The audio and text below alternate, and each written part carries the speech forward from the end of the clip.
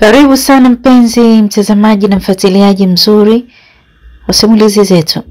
Nikukaribisha sana katika siku hii tuweze kuianza simulizi yetu mpya inayoitwa Nilizikwa kabla ya kifo changu. Mtunzi wa simulizi yetu ni Said bin Salim. Nikukumbusha tu kwamba usisahau kusubscribe kisha bonyeza alama ya kengele ili uwe wa kwanza kupata simulizi zetu kwa wakati. Ukweli ni kwamba mwanamke huyu alibarikiwa kila kitu kwenye maisha yake, lakini tatizo dogo la kiafya ambalo taratibu liliendelea kuwa kubwa kila kunapokucha lilimfanya sasa Bi Gracia siku ya Jumatano afikirie kutoka ofisini kwake mapema ili awahi hospitali kwenda kuonana na daktari ambaye tayari aliongea naye kumpa taarifa kuwa angeenda huko. Hakuna uwezekano wote wa kuendelea kusubiria. Vyovyote vile, lazima nikaonana na Mr. Alex nijue nasumbuliwa na nini. Aliwaga wafanyakazi wake na kuwataka wafanye kazi kwa umakini mkubwa.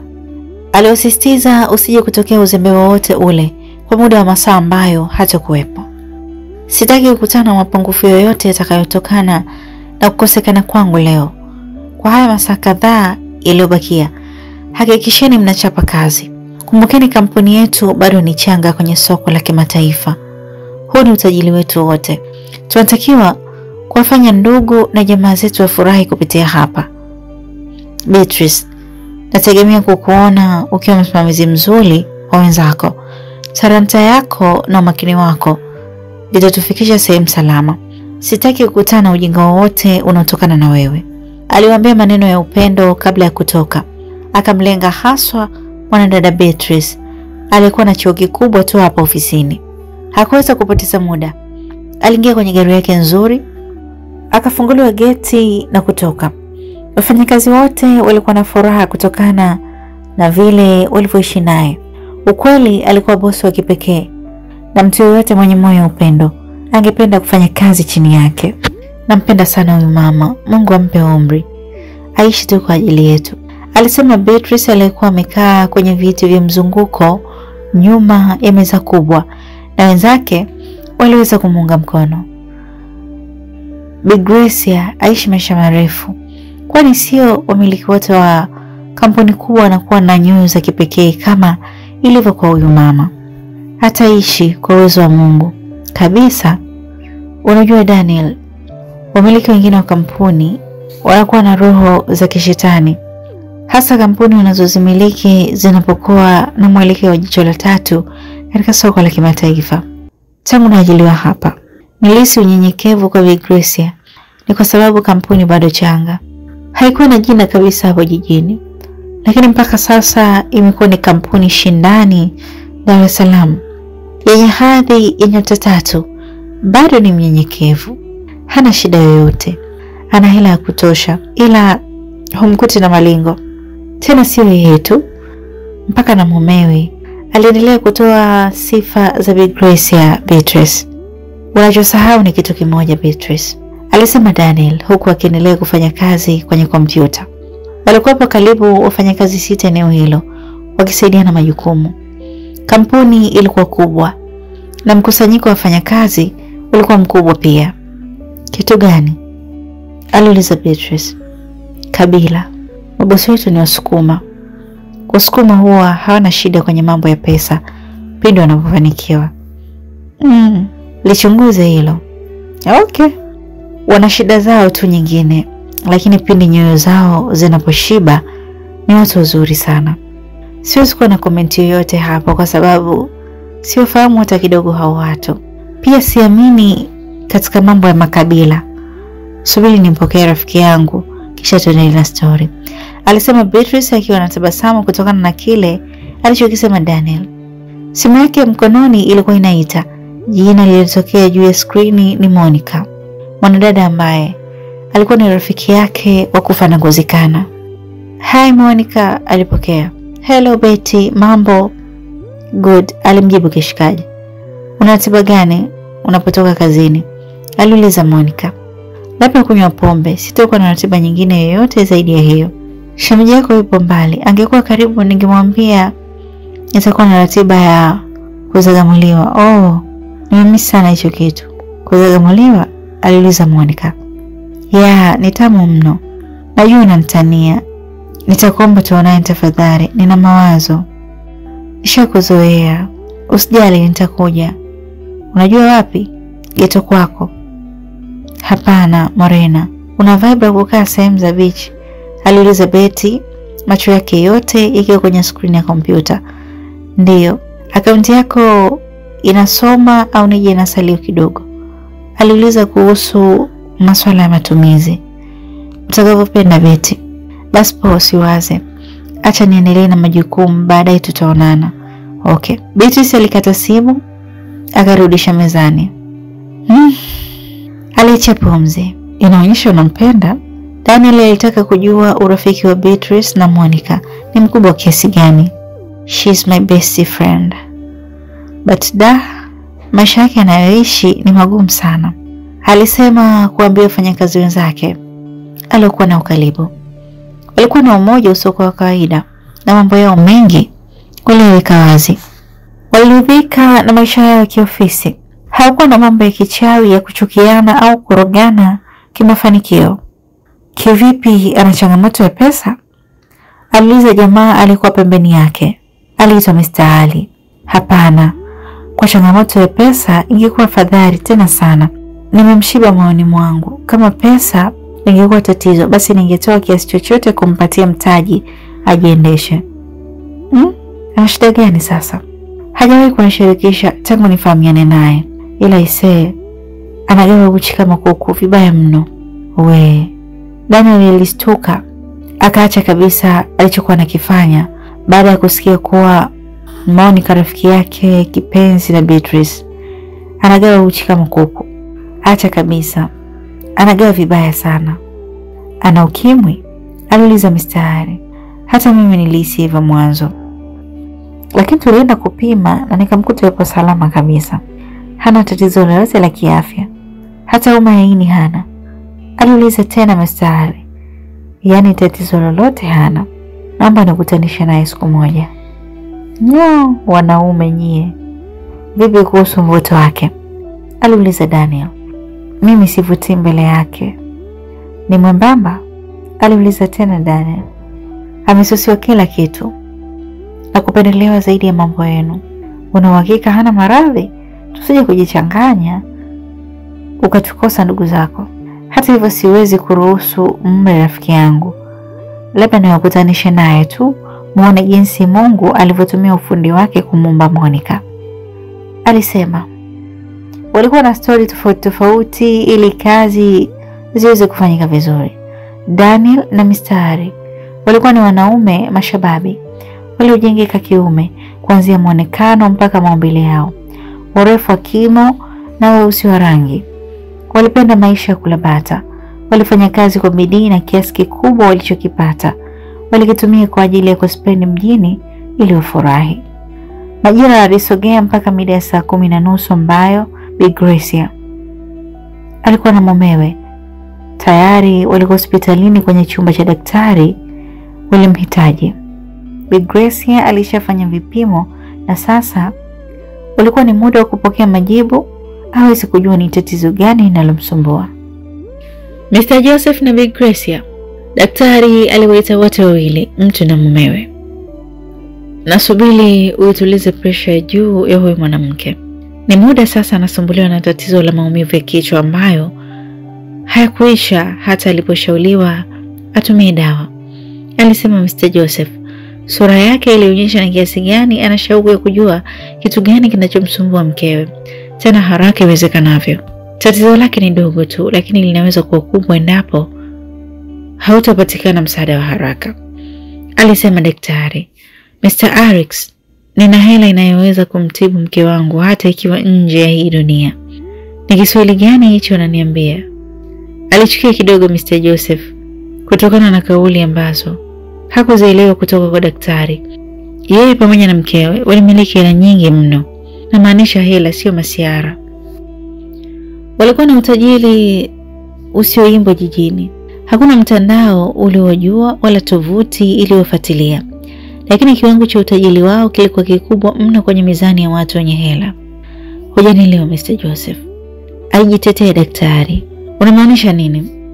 Tunaishi kwa kuamini pesa inaweza kutibu kila ugonjwa, ila sivyo ilivyo.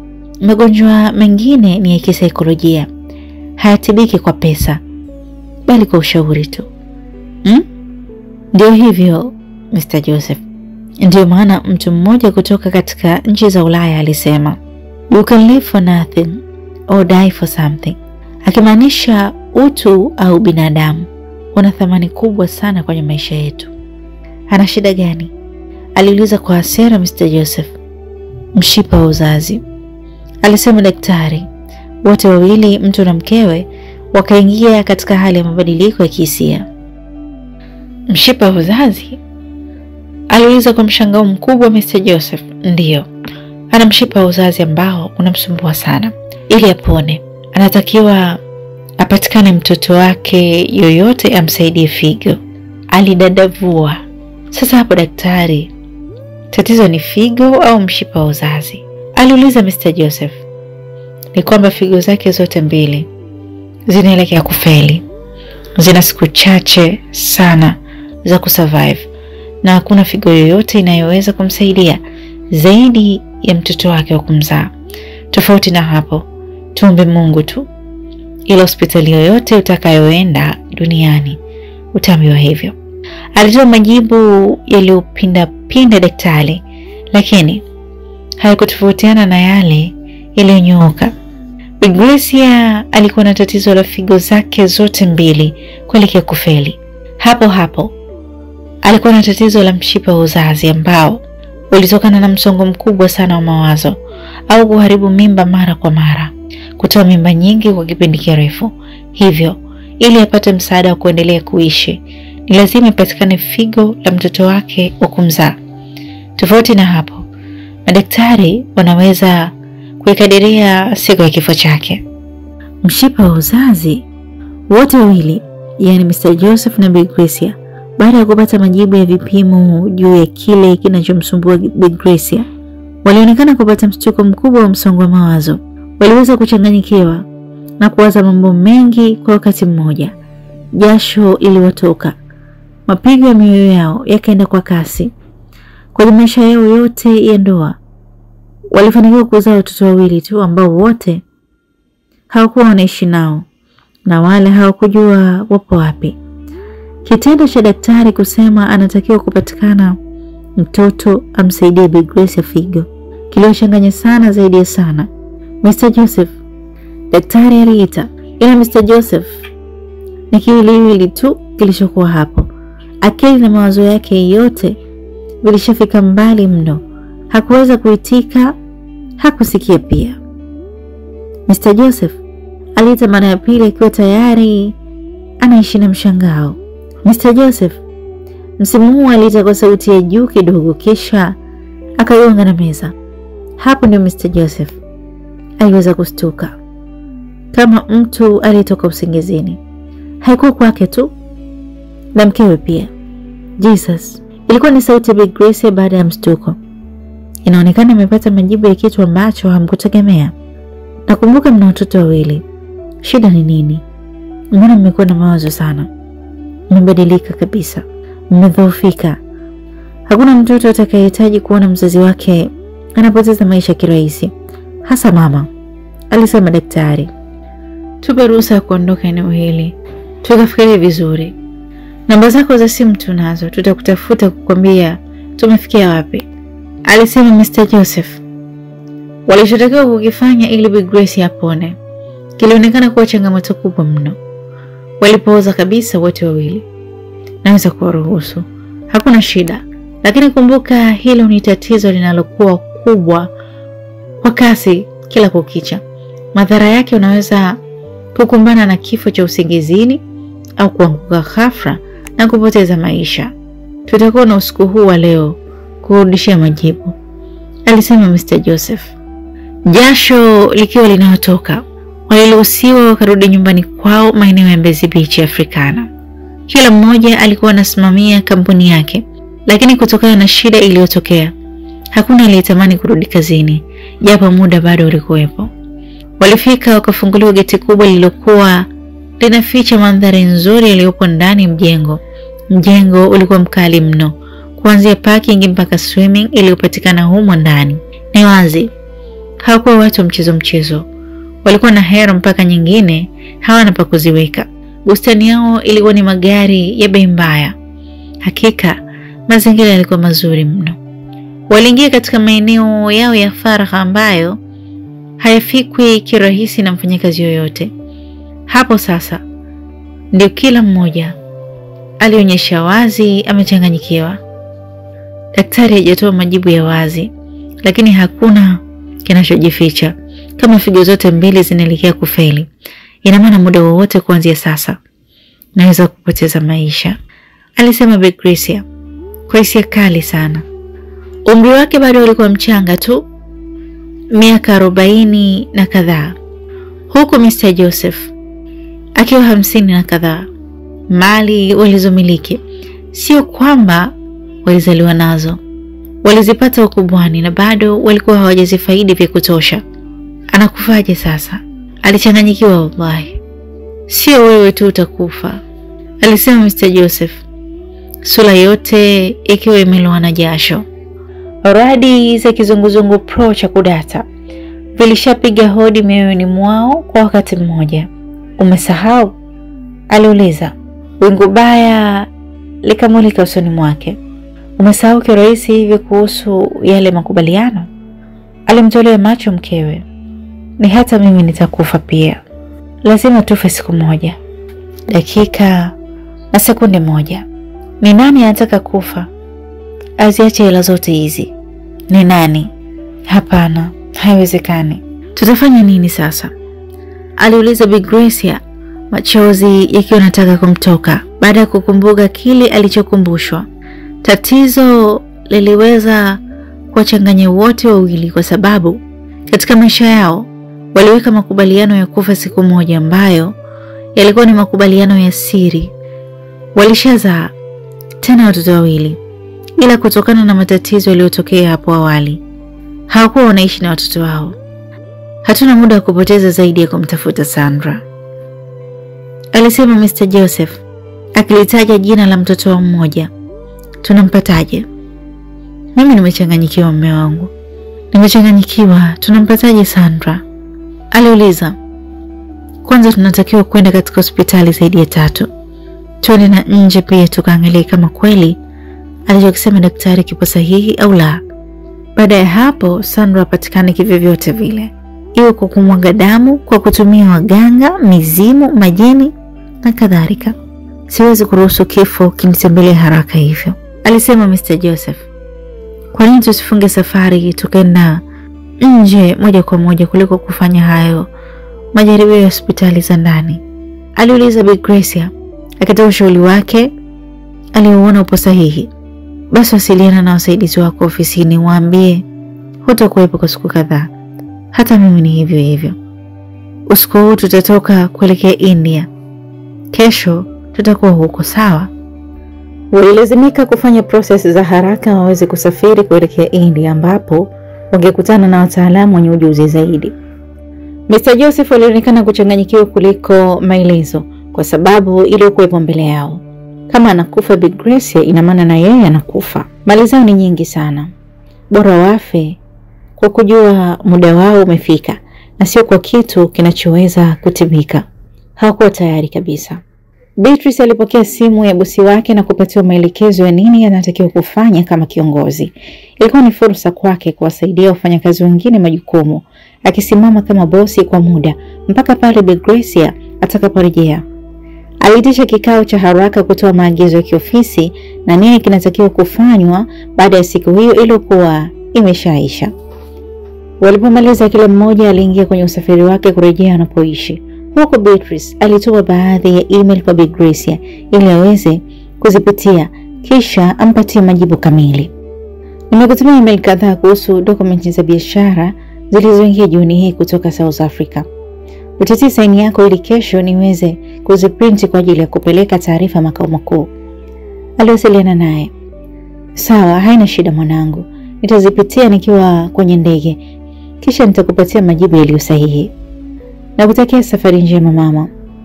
Baki salama. Asante. Alikata simu. Beatrice akawasha gari kwa ajili ya safari. Alielekea moja kwa moja Morena Hotel kwenda kuonana na Monica kutokana na makubaliano waliokuwa nayo hapo awali.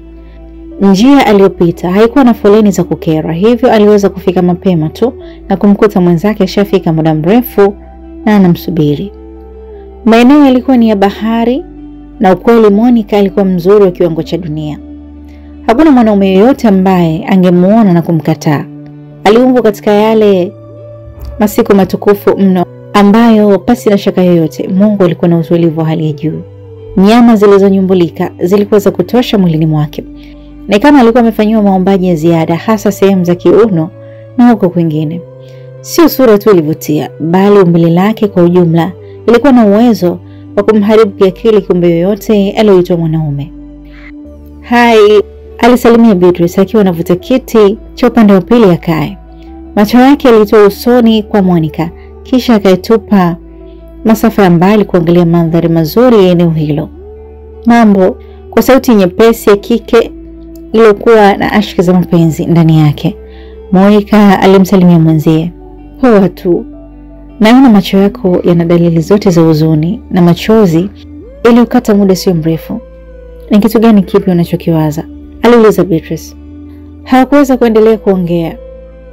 Alisogea mhudumu akawajulia hali pamoja na kusikiliza mahitaji yao. Nipatie ice cream, alisema Beatrice. Flavor, aliuliza mhudumu. Strawberry, milk na vanilla. Okay. Usahau popcorn na maji makubwa, aliongezea. Maji si utakunywa kwako babu, alisema Monica. Achana naye, niletee hivyo tafadhali. Beatrice alimwangalia mhudumu akamtaka achane na Monica amletee hivyo alivyomwagiza. Okay. Na unataka kuongeza? Mhudumu alimwangalia Monica akamuuliza kama anahitaji kuongeza unywaji aliokuwa anaendelea nao. Mwite mtu wa jikoni. Sawa. Walimaliza mazungumzo na mhudumu, wakaendelea na maongezi yao. Una shida gani? Aliuliza Beatrice. Nahisi sitamani tena kuishi, nimechoka. Aliongea maneno hayo yalionyesha wazi kuna kitu kinamsumbua. Na kitamani kifo. Una nini? Basi tu Biti. Naumia kila kumbukumbu mbaya zinaponijia. Upo muda najiuliza kwa nini niliumbwa? Kwa nini naachwa mpaka leo niishi? Kwa nini nisife nikaenda kupumzika? Okay. Naishi na maumivu makali sana yasiyoisha moyoni mwangu. Kila ninapojitahidi natumia pombe sio kwa kupenda. Naitumikia ngono sio kwa kupenda. Natamani niwe mwanamke wa kisasa Biti. Mimi wanaume wengi wananipenda, lakini hakuna yeyote ninaweza kujenga naye familia. Hakuna yeyote ninaweza kukaa naye chini nikatengeneza naye future. Mimi ni mtumwa wa ngono. Ninayepaswa kumvumilia kila mwanaume anayenihitaji. Naishi hivyo. Unadhani napenda? Unadhani nataka? Nalazimika kuishi hivyo kwa sababu ya wale wapuuzi. Aliongea mpaka akaanza kulia Monica. Hisia zake zilikuwa kali na ukweli alikuwa na maumivu yaliyotoka uvunguni mwa moyo wake. Bila shaka alikuwa na mengi yanamsibu tena mazito. Beatrice huruma ilimuingia kama ilivyokuwa kwa rafiki yake. Alikuwa ni rafiki yake, sio shoga yake. Alikuwa ni mwanamke anayependana naye kiasi kwamba hakukuwa hata na ndugu anayefikia upendo alionao kwake. Hivyo baada ya kumuona anapitia kipindi kigumu cha maumivu, alishindwa kabisa kujizuia. Akajikuta anayeruhusu macho yake kujawa na machozi.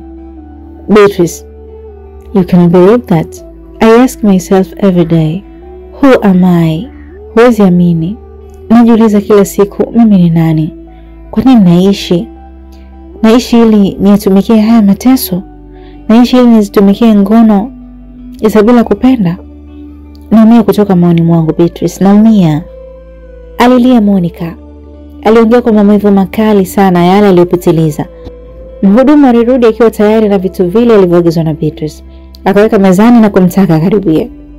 Alimwangalia Monica akagundua ni mteja ambaye anapitia wakati mgumu. Ikabidi ampe pole. Pole sana. Asante.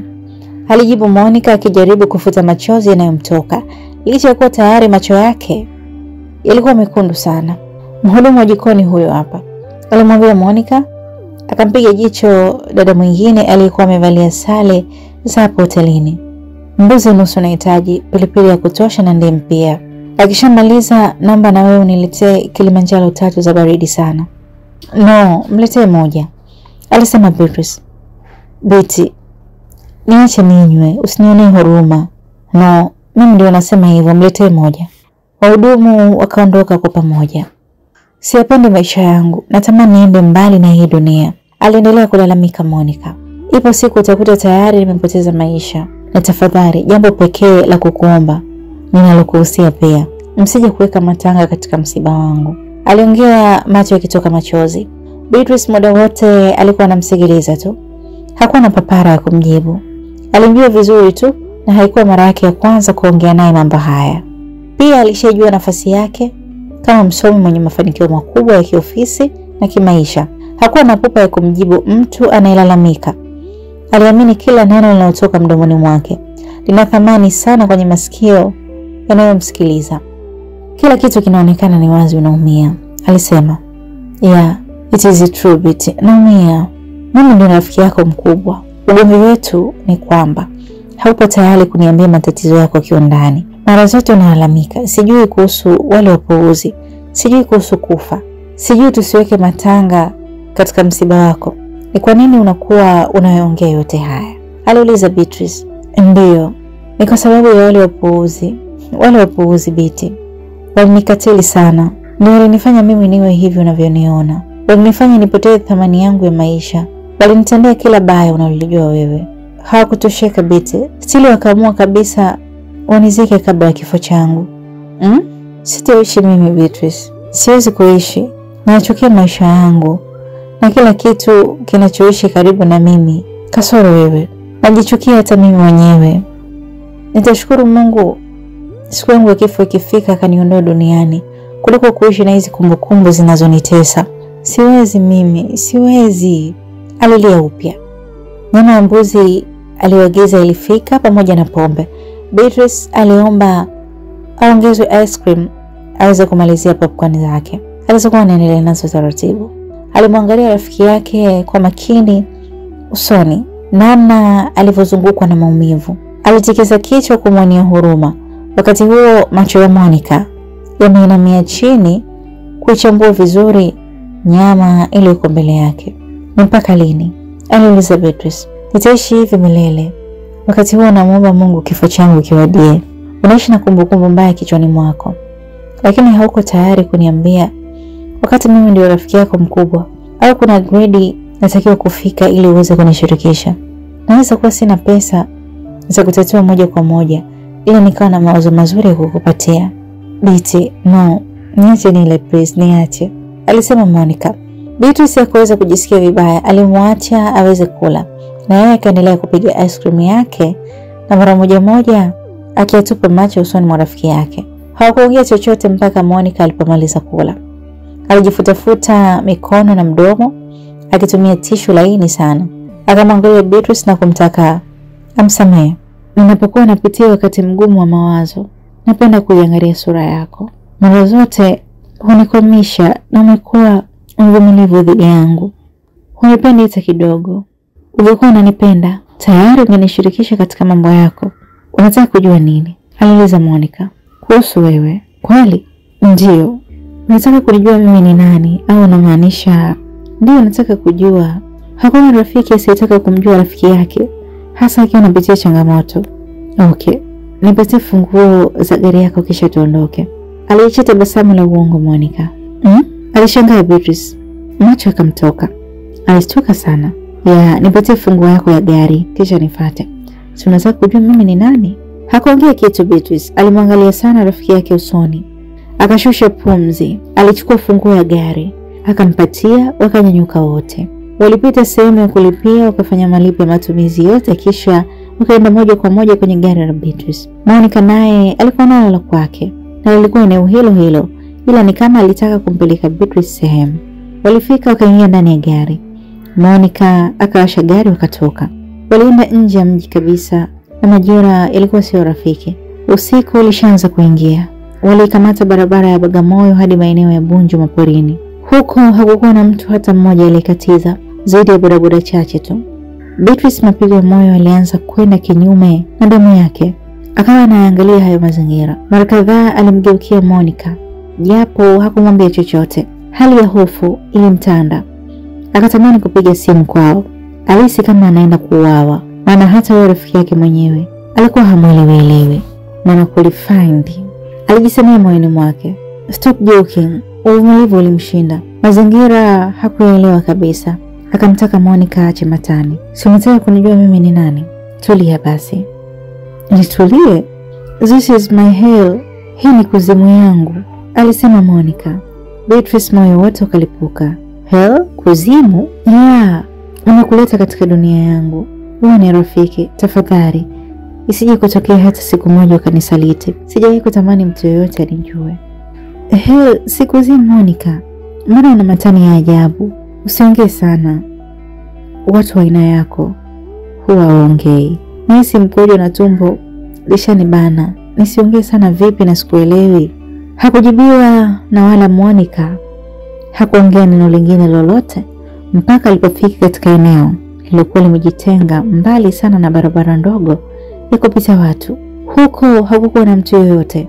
Kulikuwa na hali ya ukimya imetawala. Waliingia kwenye shamba lililozungukwa na miti mingi mirefu. Wakapaki gari sehemu, kisha wakaanza kutembea mwendo ambao haukuwa mrefu sana. Uoga kutaka kuharisha ulimzunguka Beatrice. Tumbo lote lilijaa gesi. Mwili ukawa unamsisimka kila dakika walivyosonga mbele. Una uhakika nipo salama? Aliuliza akitumia hali ya hofu kwa 100%. Sitaki kufa, usiwaze ujinga. Walivipita vichaka viwili vitatu wakatokea eneo la wazi lilokuwa hakina kitu kingine chochote cha ziada. Lakini Beatrice alipopiga macho yake vizuri mbele, aligundua tayari wamesimama kaburini. Jesus, tena lipo katikati mwa eneo hilo la wazi, humo kwenye shamba linalotisha. Macho yakamtoka, miguu ikamshika ganzi. Ni kama alikufa ghafla baada ya kuliona. Na kibaya zaidi, mbele yake kwenye msalaba limeandikwa jina la Monica kwa michirizi ya damu. Monica? Mpenzi mtazamaji na mfuatiliaji wa simulizi yetu hii nzuri kabisa, tunaweka nukta hapa katika sehemu yetu ya kwanza, na nikualike sana uweze kuifuatilia sehemu ya pili ya simulizi hii ili tuweze kujua, je, ni kitu gani kitaendelea baada ya Monica na Beatrice kufika katika eneo hilo ambalo inaonyesha kuna kaburi la Monica. Je, ilikuwaje mpaka Monica inaonekana amezikwa huku kiuhalisia yupo hai? Na ni maumivu gani hayo ambayo anapitia? Ni kitu gani hasa kilitokea? Nikukaribisha sana katika sehemu ya pili ili tuweze kujua kiundani zaidi wa simulizi yetu.